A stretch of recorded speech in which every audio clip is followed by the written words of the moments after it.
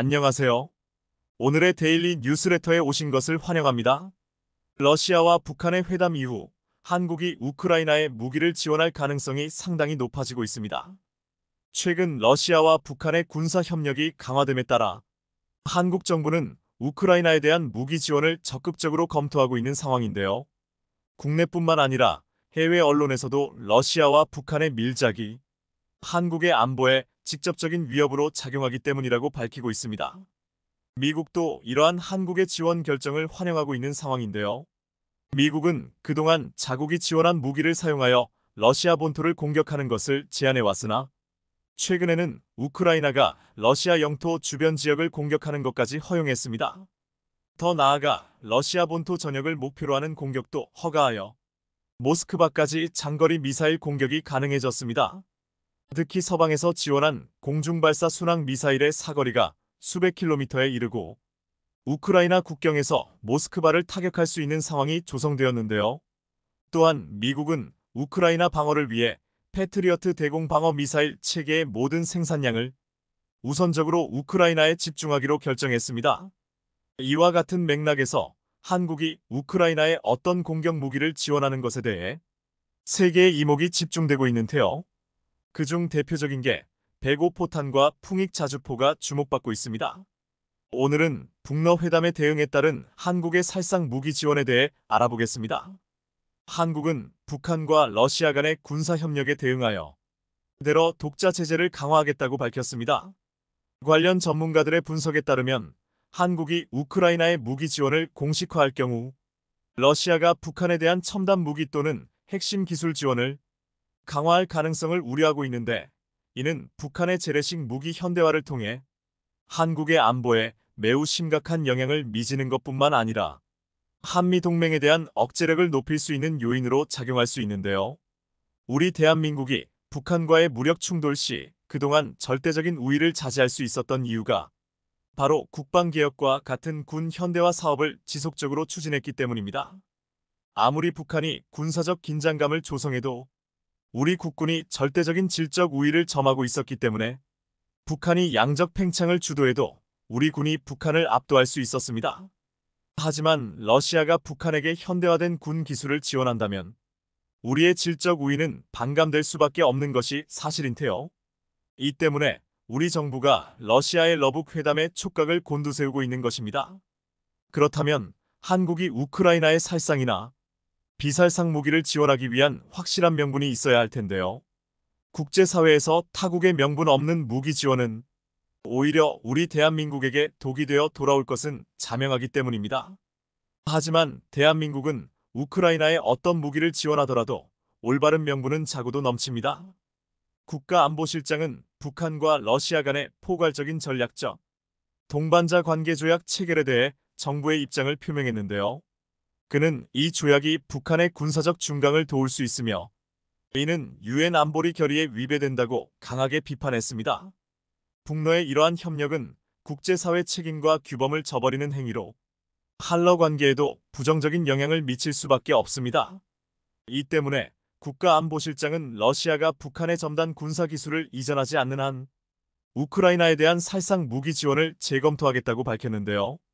세계 군 전문가들은 한국이 우크라이나에 지원하는 무기가 어떤 것이 될지 분석하고 있습니다. 그리고 유력한 후보로 떠오르는 게 바로 105포탄과 풍익 자주포입니다. 혼이들 자주포하면 K9를 떠올리는 만큼 세계 자주포 시장을 주름잡은 K9이 더 유력해 보이지만 우크라이나에 필요한 건 오히려 풍익 자주포가 더 꼬미고 있는데요. 풍익 자주포는 엄연 의미에서 K9보다 더 뛰어난 장점이 숨어 있습니다. 풍익은 가격도 저렴하면서 다른 무기 체계들보다 운용 숙련도가 낮아 투입 즉시 사용이 가능하며 유지 보수에도 용이하다는 장점이 있는데요. 뿐만 아니라 한국은 약 350만 발의 105포탄을 보유하고 있습니다. 우크라이나 군은 현재 서방에서 지원받은 155포탄을 주로 사용하고 있지만 그 수량이 부족하여 하루에 2,000발도 발사하지 못하고 있습니다. 이에 따라 젤렌스키 대통령은 긴급하게 155포탄과 함께 105포탄의 지원도 요청하고 있는 테요. 현재 우크라이나는 나토 표준 무기로 세대 교체를 한 상태이기 때문에 한국의 105포탄과 풍익자주포의 지원을 받는다면 그 즉시 사용이 가능합니다. 155포탄의 K9 자주포가 공급된다면 전쟁의 승패가 뒤바꿀 수도 있겠지만 이는 우크라이나의 사정이 정상적일 때 이야기인 테요. K9 자주포는 고도로 발전된 기술을 갖추고 있지만 이는 곧 우크라이나 군이 이를 효과적으로 운영하기 위해 상당한 훈련을 필요로 한다는 것을 의미합니다.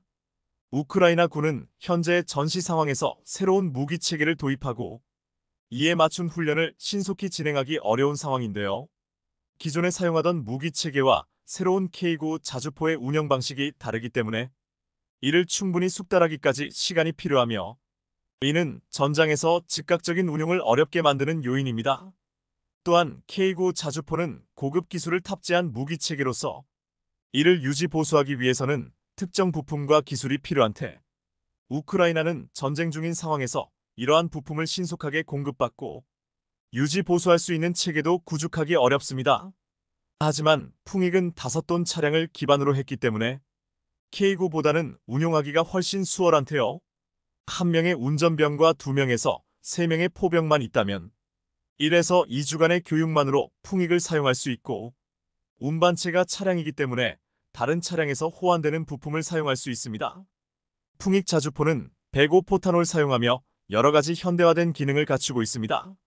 105포탄은 155포탄과 비교하면 상대적으로 구형이지만 한국이 보유한 대량의 재고로 인해 신속한 지원이 가능하다는 장점이 있는데요.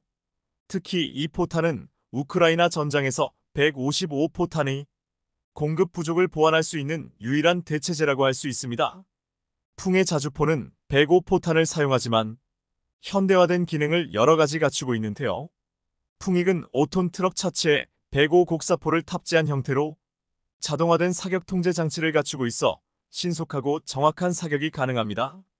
또한 GPS와 복합 항법 장치를 결합하여 지형과 관계없이 자동으로 포가 정렬되고 포탄이 어디에 떨어지는지도 파악할 수 있는데요.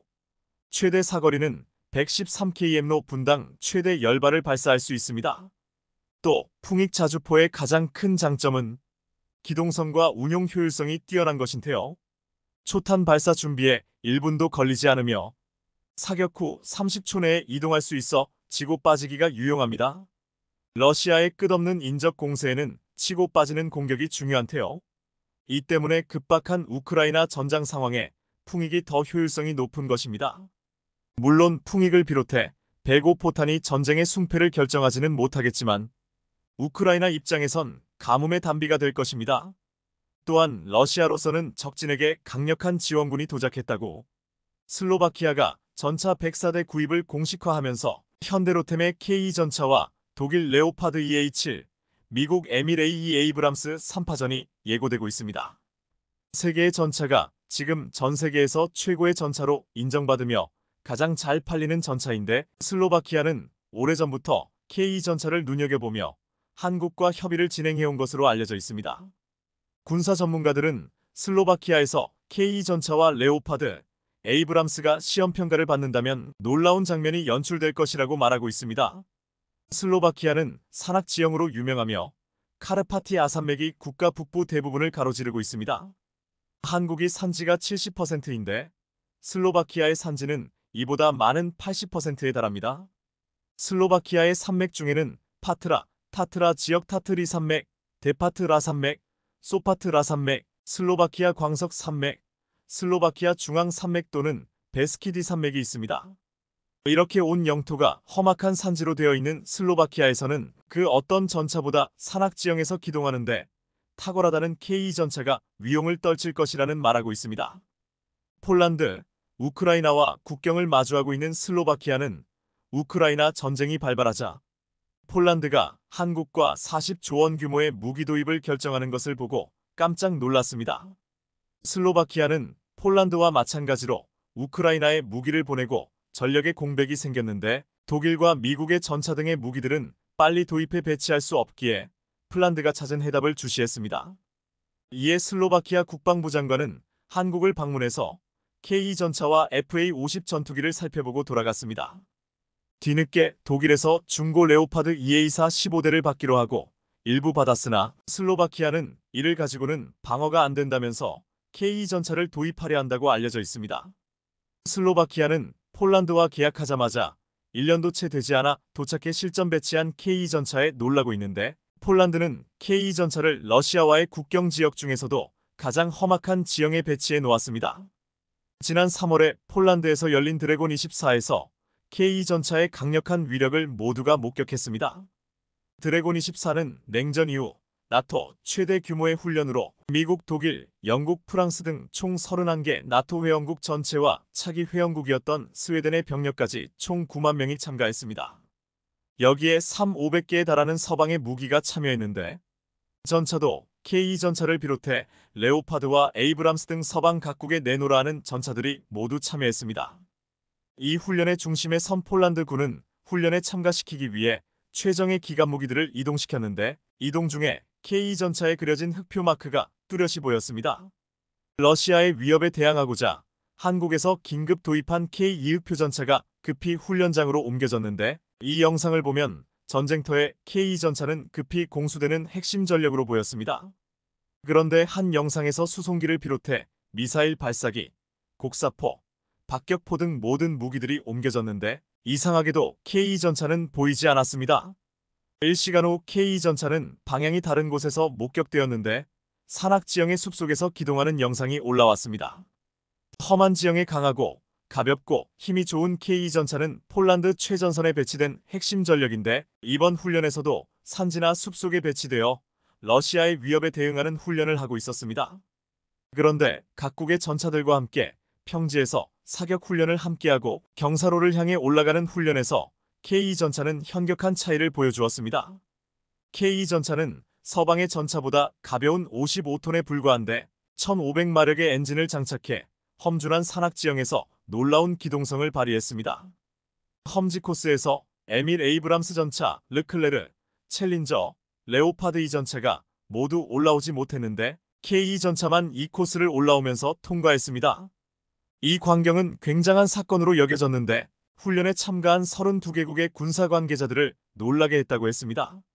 드래곤 24에서 폴란드 20기계 화여단 소속의 K 전차들은 훈련 기간 내내 최대한 기존 도로들로 움직이지 않고 숲길이나 은폐된 기동로로 신속하게 이동하는 능력을 발휘했다고 했습니다. 다른 서방의 전차들이 평지나 기존 도로로 움직일 때 K 전차는 다른 전차들이 작전을 펴지 못하는 곳에 있었다는 것입니다. 슬로바키아는 폴란드가 K 전차를 계약할 때부터 지켜봤는데, 예정보다 빠르게 인도받는 것에도 놀랐지만 험악한 지형에서 괴력을 발휘하는 것에는 더욱 놀랐다고 했습니다. 이렇기 때문에 산지가 많은 슬로바키아에서 K 전차가 아니면 어떤 전차를 선택할지 선택의 여지가 없다고 했습니다. 또한 K 전차는 4KM의 목표물 사격에서 90%의 명중률을 보이며 1위를 차지했습니다. 험악한 지형에서 기동하는 것뿐만 아니라 공격적인 능력도 최고임을 입증한 것입니다. 이것은 지금 러시아의 국경 지역 중에 험한 산지에 K 전차를 배치해 놓은 폴란드를 우쭐하게 하고 있는데, 산지가 80%가 넘는 슬로바키아가 K 전차를 선택할 가능성이 가장 높다고 보는 이유입니다. 또한 슬로바키아의 옆나라 체코 또한 K 전차 도입을 원하고 있다고 했습니다. 체코도 산지가 70%나 되어 K 전차가 절실하다는 것입니다. 특히 체코는 상태가 좋지 않은 수천 개의 다리가 있다고 알려져 있는데, 이 때문에 60톤 이상의 전차가 건널 수 없다고 했습니다. 이에 60톤이 넘는 레오파드나 에이브람스가 적합하지 않고 55톤밖에 되지 않는 K 전차가 가장 적합하다고 말하고 있습니다. 과거 체코의 군사 사이트에서는 K 전차에 대해서 집중 분석하며 극찬한 바 있습니다. 체코 군사 전문가 즈비너 노보트니는 폴란드형 K 전차는 T-72와 구형 레오파드 1을 완벽히 대체할 수 있다며 한국의 K 전차가 어떻게 만들어졌는지를 자세히 기술했습니다. 그는 한국은 K 전차를 개발하기 위해 서방에 현존하는 모든 전차 레오파드, 이 에브럼스, 에밀, 챌린저, 이 메르카바 등들을 속속들이 연구했으며, 여기에 자신들이 보유한 러시아제 T-80U 전차의 장점들 또한 녹여넣었다고 했습니다. 한국의 설계자들은 이미 이전 미국의 도움을 받아 개발한 K1 전차 사업을 통해 에브럼스 전차의 영향을 많이 받은 전차 개발의 경험을 획득했고, 여기에 서방 전차의 모든 장점을 가지고 오며 경량화라는 최신 트렌드에 맞게 서방 전차들에 비해 55톤으로 가볍게 설계했다고 했습니다.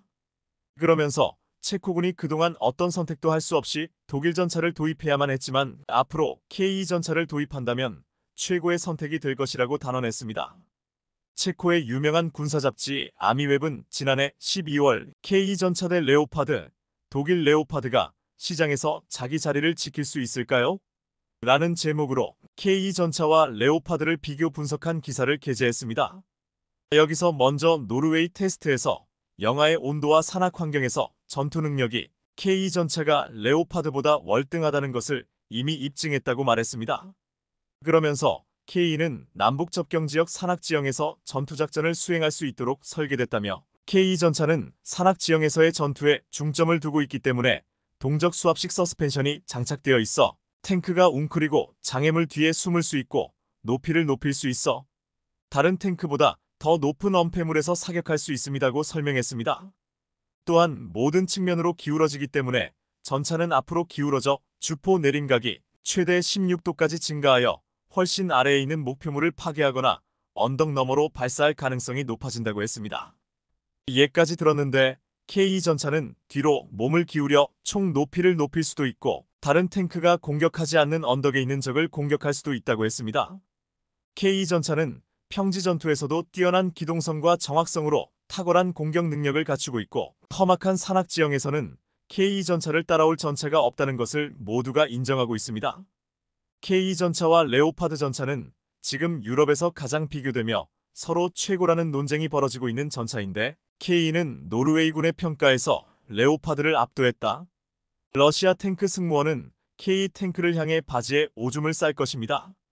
HD 현대진공업이 만재 990급 한국형 차기 구축함 KDDX 기본 설계를 성공적으로 완료했습니다. 이에 2024년부터 상세 설계를 거쳐 초도함 건조를 추진할 예정인데요. KDDX 구축함은 기존 만재 8500톤급에서 90톤급으로 더욱 커졌으며 그만큼 다양한 임무를 수행할 수 있게 되었는데요. 지난 27일 HD 현대중공업은 울산 본사에서 방위사업청과 해군, 국방과학연구소, 국방기술품 질원, 국방신속획득기술연구원 등 정보 관계자들이 참석한 가운데 KDDX 기본 설계 종료식을 가졌습니다. HD 현대중공업이 지난 2020년 방위사업청으로부터 KDDX 기본 설계를 수주해 설계에 작수한 지 36개월 만입니다. KDDX는 현존 최고 성능을 갖춘 이지스 구축함인 정조대왕함에 필적하는 미래형 함정 무기 체계를 가지고 있는 데 대한민국의 자기 전략 자산으로 운영될 첨단 과학기술의 집약체로 꼽히고 있습니다. 기본 설계를 완료한 KDDX는 완전 전기 추진 방식을 설계에 적용했는데요. 국내 함정 중 최초로 대용량 고출력 통합 전기식 추진 체계를 적용했고 통합 전기식 추진 체계는 세계 최고급의 25MW급 초대형 추진 전동기가 탑재되었습니다. 게다가 병력 절감형 플랫폼을 구현했는데 첨단 자동화 전동화 기술을 적용해 탄약 이송 자동화 설비 및 스마트 브릿지, 자율 운항 기술 기반의 함정용 첨단 항해, 보조 시스템 등이 적용되었는데요. 특히 KDDX 기본 설계의 HD 현대중공업은 함정과 연구개발 장비 간 통합 성능을 실현시켰습니다. 국내 유일의 전두함 체계 통합 역량을 토대로 방위사업청 등 20여 개 기관 및 부서와 유기적으로 협력 체계를 구축하고 함정의 전투 성능을 극대화시켰는데요. 박용열 HD 현대중공업 특수사업부 전무는 HD 현대진공업이 지난 50년간 해군의 선도적 함정 개발을 수행해온 경험과 한국형 함정 개발을 완료하자는 사명감을 바탕으로 혼신의 노력을 다했다며 이번 기본 설계를 근간으로 KDDX는 대한민국 함정 산업의 새로운 역사를 쓰는 K함정의 플래그십이 될 것이라고 말했습니다. KDDX 구축함은 기본 설계가 성공적으로 끝내고 실제 건조를 위한 개념을 정립했으며 상세 설계를 통해 구현해 나갈 예정인데요. 현재 하나오션의 수상함 설계팀은 사실상 HD 현대중공업으로 넘어간 상태이기 때문에 KDDX 구축함 상세 설계 역시 HD 현대중공업이 진행할 가능성이 매우 높습니다. KDDX 구축함은 한국형 이지스 시스템이 들어가기 때문에 대공 능력에 특화되어 분석을 많이 했으며 전 세계 해군의 수상함 중 최상 위급의 대잠 능력을 보유하게 될 것입니다. 수상함의 대잠 능력까지 보유하려면 대략 3가지 장비가 필요한데요. 우선 선제에 고정된 함체 소나와 HMS, 길다란 줄같이 생겨 함선이 끌고 다니는 예인식 소나 TASS, 배에서 줄을 달아 깊은 바다로 내려서 탐지하는 예인식 가변 심도 소나 VDS가 있습니다.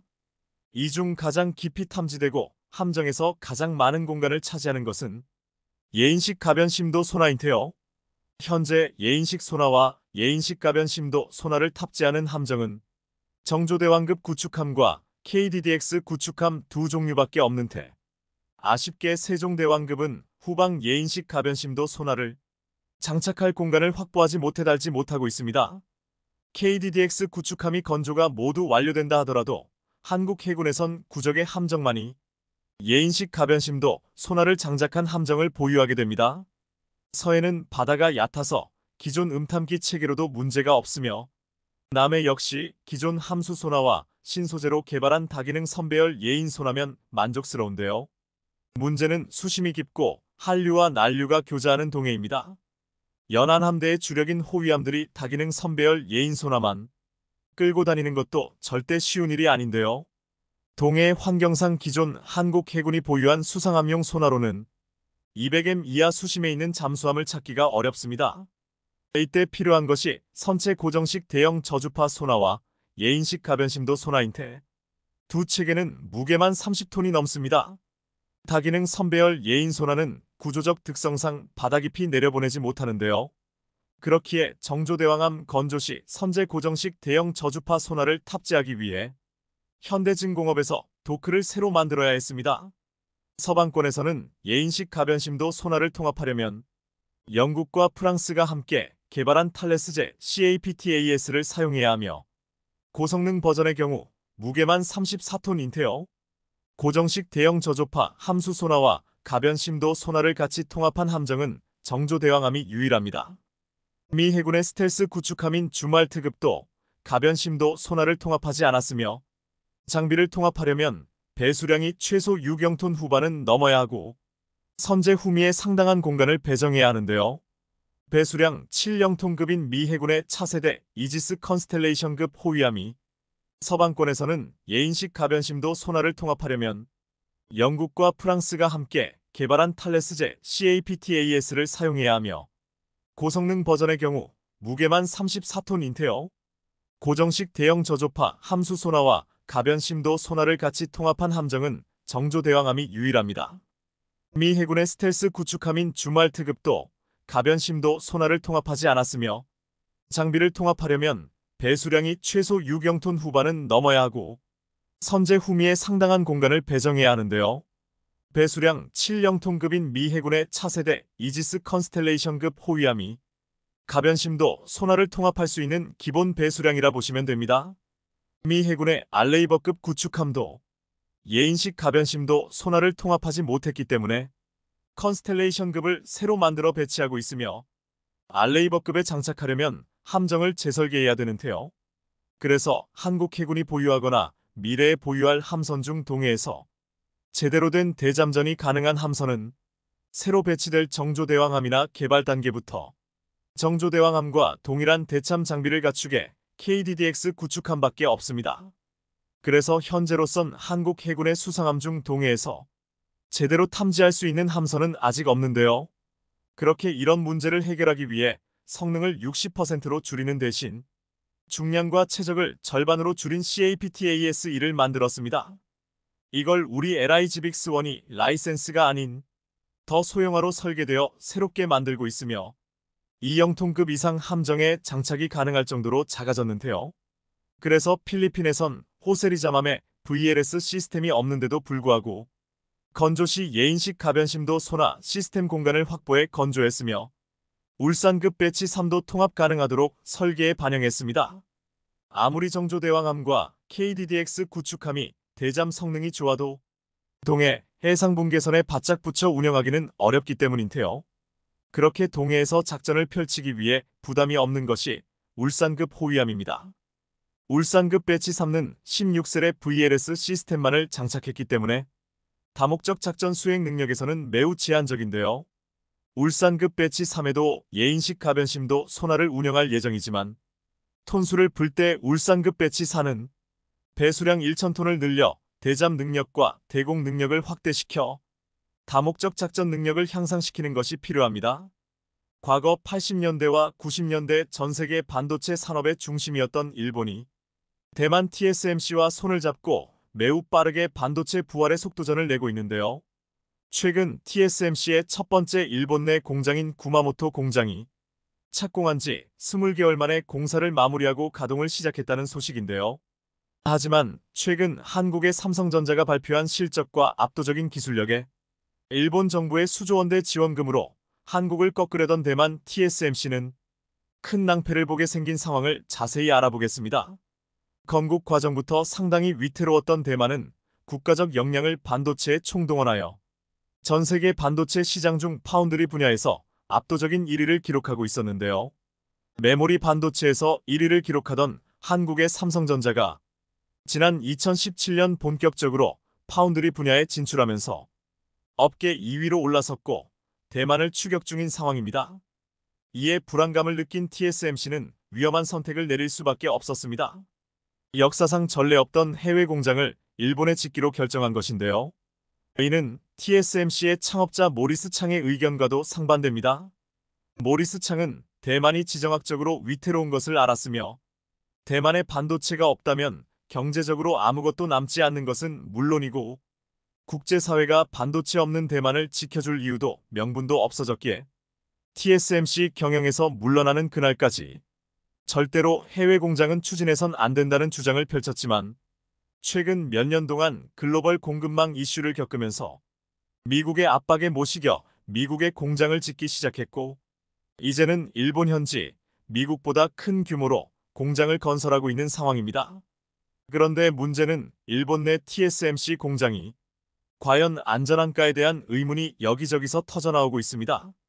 일본은 잃어버린 30년 동안 빼앗긴 반도체 주권을 되찾고자 수조원의 지원금을 투자해 대만 TSMC 공장을 유치했고 구마모토 공장을 짓는 데는 안전 설계 기준에 따르면 최소 60개월 5년 이상 걸릴 것으로 전망됐지만 일본 정부의 재촉과 TSMC 측 인력으로 5년이 걸릴 공장을 불과 20개월, 1년 8개월 만에 완공시켰다는 것인데 정상적으로 지었다면 5년 이상 걸릴 공장을 짧은 시간 안에 완성시켜서 모든 안전 설계 규정이 제대로 지켜졌는지에 대한 의문이 각종 매체에서 제기되고 있는 상황입니다. 이미 올해 초 반도체 장비 반입과 설치가 완료됐고 시험 생산도 시작한 만큼 올해 하반기 내로 월 6만 장 수준의 웨이퍼를 양산할 것이란 전망이 나오고 있습니다. 여기에 키옥시아 라피더스 르네사스부터 후지필름과 도쿄 일렉트론까지 일본 정부 지원금을 등에 업은 일본 기업들이 반도체 공장을 연달아 지으면서 한국의 반도체 산업을 위협 중인 상황입니다. 그런데 전문가들은 일본과 대만의 반도체 공장을 건설하는 건 결코 안전하지 않다는 주장을 하고 있는데요. 얼마 전 대만에 진도 7 수준의 강진이 발생하면서 TSMC 반도체 공장이 완전히 멈춰버렸고 현재도 가동률이 떨어지면서 완전 복구가 멀어져 버린 상황에 이 같은 지진대 위에 속한 일본의 반도체 공장들은 더욱 위험하다는 것입니다. 특히 반도체 공장에 영향을 줄 수 있는 진도 3 이상의 지진이 연간 1200회 이상 발생하며 강진이라고 평가되는 진도 6 이상의 지진이 연간 120회 이상 일어나기 때문에 3일에 한 번꼴로 반도체 장비가 멈춰버릴 위험이 있는 상황입니다. 특히나 반도체 공장이 잠깐만 멈춰도 그동안 생산되던 반도체를 전부 폐기해야 할 만큼 미세하고 까다로운 완성도가 요구되기 때문에 반도체 공장이 몇 분만 멈춰도 최소 피해액이 수백억에 달한다는 추정치가 있습니다. 이번 대만 지진으로 인한 TSMC의 피해액도 아직 공식적으로 집계되지 않았지만 증권사들은 최소 800억 원대에서 수천억에 달할 수 있다고 내다보고 있으며 피해액도 피해액이지만 현재 건설 중인 이나노 공장의 건설 일정에 차질이 생겨서 향후 이나노 생산 계획을 수정해야 할 상황이며 대만이 자랑하던 최신 내진 설계가 적용된 타이중팹 15의 경우도 수시간 동안 가동이 중단되었지만 여진이 반복되고 있어서 정상 가동까진 아직 꽤 많은 시간이 필요할 것이란 전망입니다. 그리고 지진과 여진이 반복되는 와중에 생산된 반도체들이 제대로 된 성능을 내는 양품이라는 보장도 없는 상황입니다.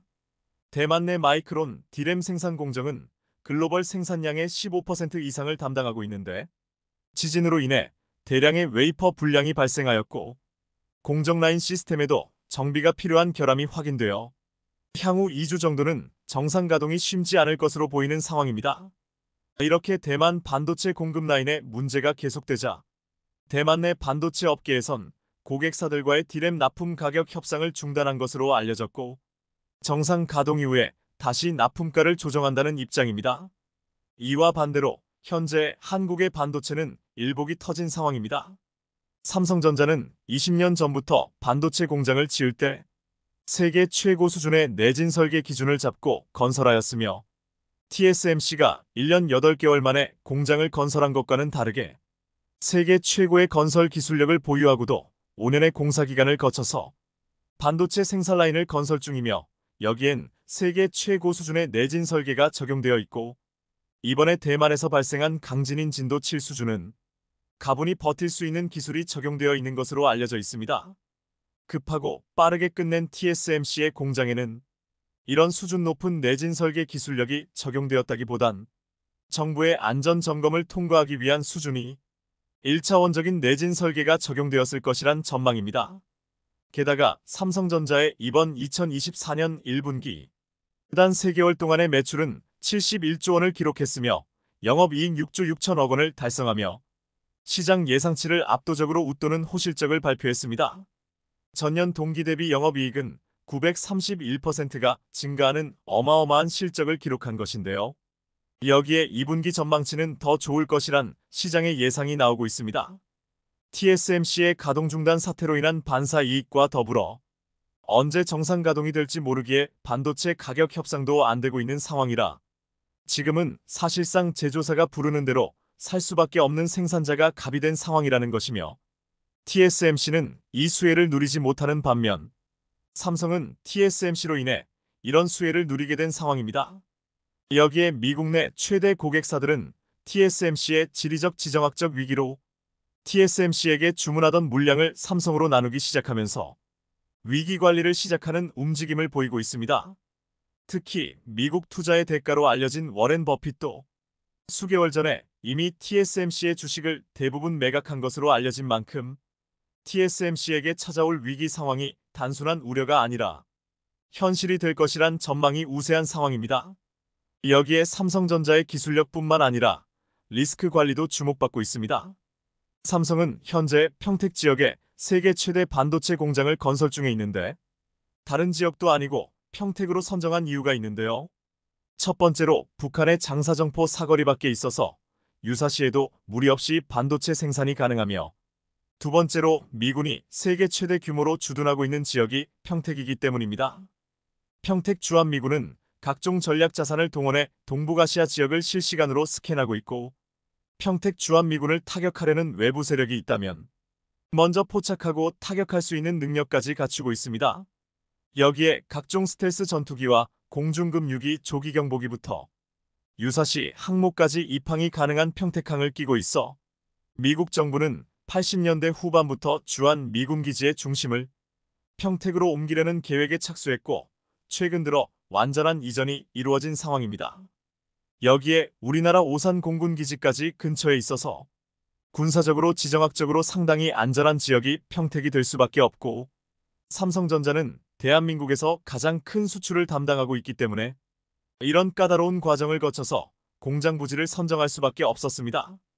만에 하나 군사적으로 충돌하는 상황이 생기더라도 TSMC의 대만과 삼성의 대한민국은 상황이 전혀 다릅니다.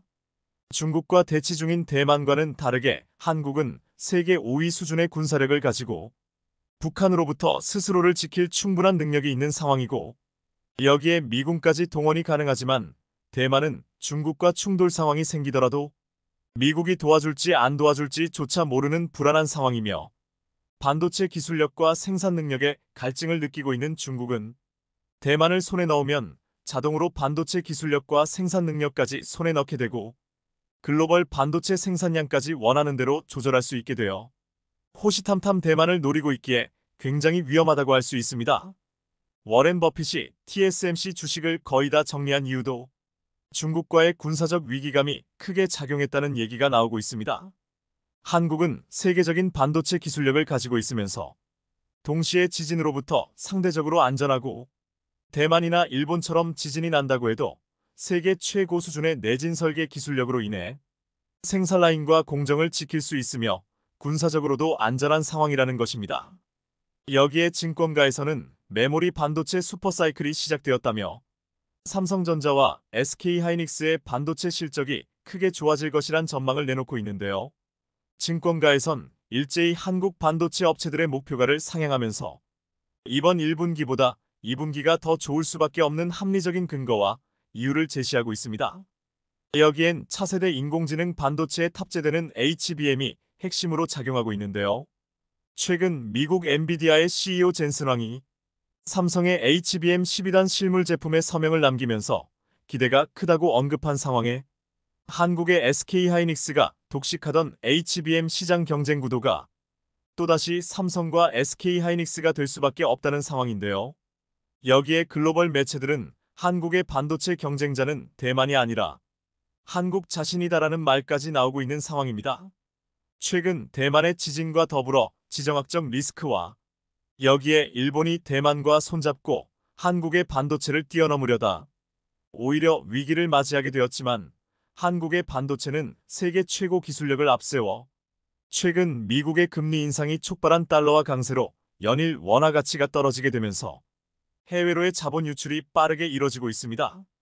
그동안 건재함을 자랑하던 한국 경제마저 역대급 변동성을 자랑하는 글로벌 경제 위기 속에 흔들리고 있지만 주변국들과 주요 선진국들의 상황은 더욱 심상치 않습니다.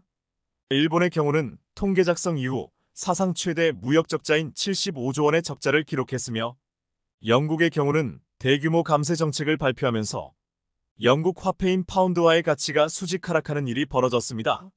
단 하루 만에 5%가 떨어지는 등 1971년 이후 사상 최저치의 가치평가를 받고 있습니다.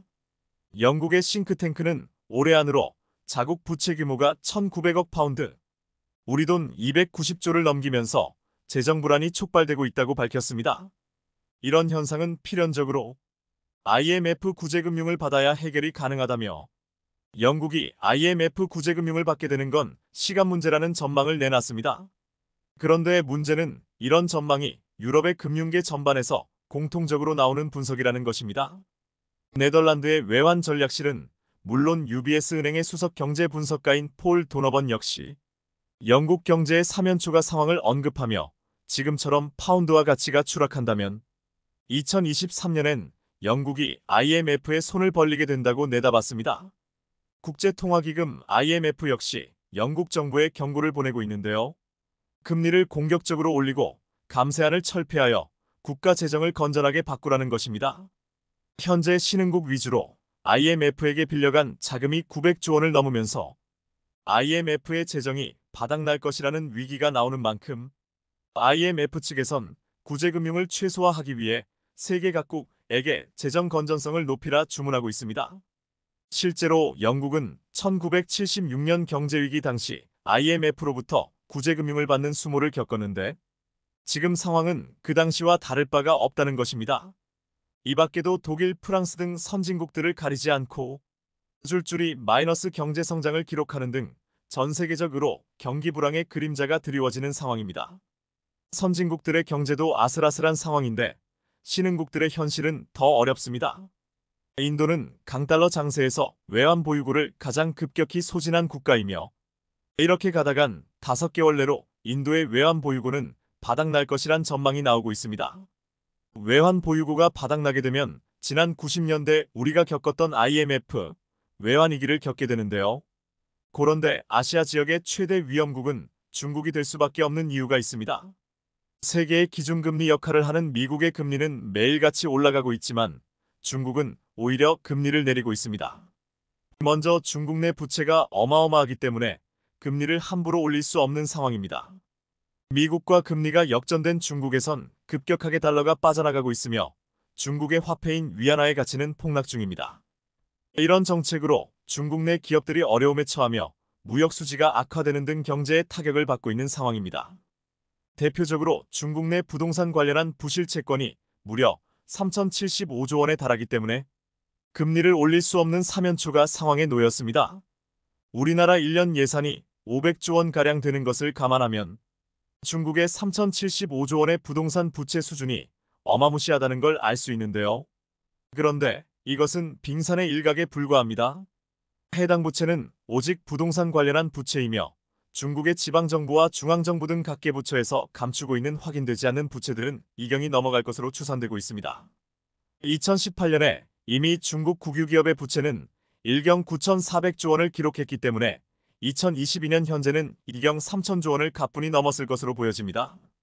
그런데 최근 시진핑 주석이 취임한 뒤 공개적으로 추진했던 반도체 굴기가 완전히 폭삭 망해버리면서 중국의 천문학적인 부채 규모에 일조했다는 분석이 나오고 있는데요.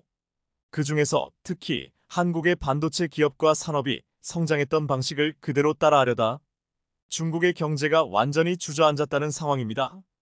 일본과 미국에 비해 반도체 후발주자였던 한국은 공격적으로 기술 개발과 습득은 물론이고 자본력을 위주로 한 치킨 게임을 통해 경쟁자를 따돌리는 작전을 펼쳤습니다. 좋은 품질의 반도체를 본전이나 적자에 팔면서 경쟁업체의 경영 상황을 악화시키고 최종적으로는 파산하게 만들어 남아있는 시장을 혼자 독식하는 것인데요. 이는 자본력과 기술력 그리고 국제적인 정치력이 복합적으로 충족되어야 가능한 작전입니다. 이렇게 역사 속으로 사라진 대표적인 기업이 일본의 엘피다 반도체입니다. 여기서 교훈을 얻은 중국은 한국 반도체 기업들의 전략을 적극적으로 이용하여 무작정 기술 투자와 저가형 반도체 양산에 나섰습니다. 이렇게 우후죽순 생겨나는 자국 반도체 기업들에게 중국 정부는 140조 원이라는 지원금을 뿌리면서 반도체 산업을 육성했지만 결과적으로 대실패를 하고 말았는데요. 최근 중국 통계당국에 따르면 중국의 반도체 기업들 폐업 규모는 상상을 초월하고 있습니다. 2017년 당시 폐업한 중국의 반도체 기업은 400여 곳에 불과했지만 2022년 9월 현재 폐업 신고된 중국의 반도체 기업은 3,500여 곳이 넘어가는 상황입니다. 한국과 대만에 비해 부족한 기술력에 미국의 반도체 제재까지 겹치면서 중국이 주도한 반도체 굴기 치킨 게임은 폭삭 망할 수밖에 없었는데요. 이 과정에서 시진핑 주석과 긴밀히 연관된 칭화윤이 그룹도 파산해 중국 정부가 국유화에 나섰고 중국의 대표적인 반도체 기업 SMIC마저 최악의 기술적 성과와 매출을 기록하고 있는데요. 여기에 중국은 큰 위기감을 느끼면서 한국 위주의 새로운 반도체 기술 동맹을 구축하자는 제안을 해오고 있습니다. 미국의 IRA 인플레이션 법안이 발의되자마자 한국은 참여하기로 예정되었던 칩4 반도체 동맹과 회담을 파기했습니다. 한국 경제에 불이익을 주는 결정에 항의하는 차원이었는데요. 한국이 이렇게 미국과 마찰이 생기자 중국에서는 즉각 한국을 향해 반도체 동맹을 요구하고 있습니다. 싱하이밍 주한 중국 대사가 반도체 특별위원장인 양양자 의원을 찾아와 한국의 칩4 동맹 가입에 반대 의사를 나타낸 것은 물론이고 한국은 반도체 강국이니 중국과 함께 협력해 반도체 동맹을 구축하는 것이 어떠냐는 제안을 해왔다는 소식이 전해졌습니다. 특히 싱하이밍 주한 중국 대사는 미국의 인플레이션 감축법 IRA를 언급하며 지금은 한국에서 생산한 전기차가 보조금을 못 받는 수준에 그치겠지만 시간이 지나면 한국의 반도체마저 미국으로부터 제재를 당할 수 있다는 경고를 했습니다. 그런데 싱하이밍 대사의 이번 발언에 우리 국민들은 불편함을 감추지 않고 있습니다. 물론 미국의 최근 분위기는 자국 우선주의로 한국의 경제적 이익을 침해하는 것이 맞지만 중국은 몇 년 전부터 한국에게 경제적 제재를 해오고 있고 사드 배치로 비롯한 한한령은 아직도 유지되어 중국 내 한국 문화 생태계와 한국산 전자제품과 자동차 등 많은 산업 분야가 큰 타격을 입었다는 것입니다. 게다가 그 빈자리를 중국의 자국 기업들이 채우면서 사실 사드 배치와 한한령은 핑계이고 중국 자국 기업들의 경제력을 키우고 일자리를 창출하기 위한 목적으로 한국 기업을 제재한 것이 아니냐는 분석도 나왔습니다. 게다가 특허 문제도 있습니다. 한국의 반도체 기술뿐만 아니라 전 세계에서 사용되는 반도체 제조의 원천 기술은 미국에서 나왔고, 초미세 공정으로 반도체를 생산할 수 있는 장비인 극자외선 노광 장비 EUV는 네덜란드 기업이 시장을 장악하고 있지만, 광원 기술의 핵심은 미국 기업 CYEMER가 보유하고 있어 미국의 특허법으로 보호받고 있습니다.